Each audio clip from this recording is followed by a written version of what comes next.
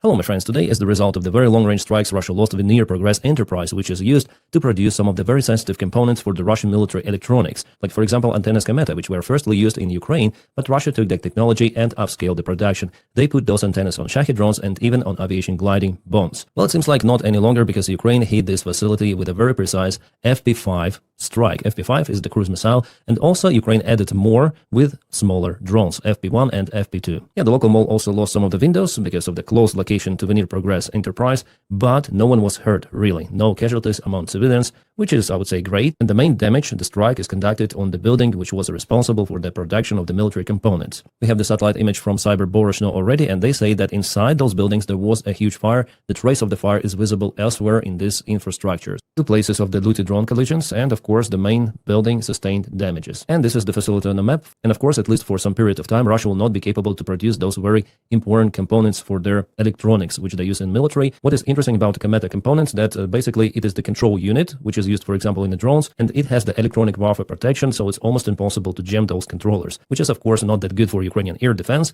But now Ukraine is using drone interceptors, for example, to shut down Russian Shahed drones. However, at the same time, Russia is using, for example, aviation gliding bombs against even civilian infrastructure, and today I'm going to speak about that, because Russia unalived more than 20 Ukrainians today by hitting lots of the settlements not that far away from the front line.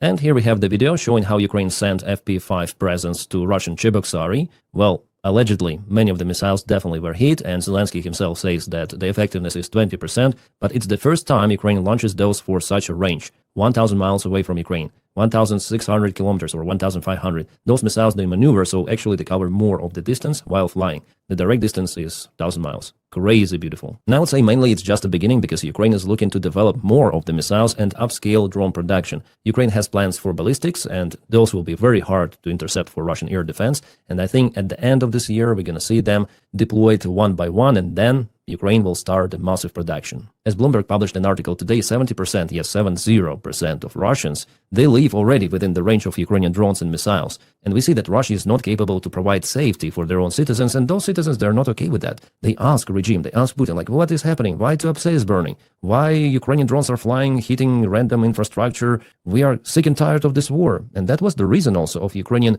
long-range strikes, not just to disturb Russian military and Russian oil, but also to cause this uncertainty among Russian society, that the only reason for Putin was to start the war to protect Russians. Yeah, we're going to liberate the Ukrainians, we're going to protect Russians, we're going to unite, in this big Russian peace, Russian world. But in fact, he screwed up completely. His special military operation is the reason for what is happening nowadays in Russia.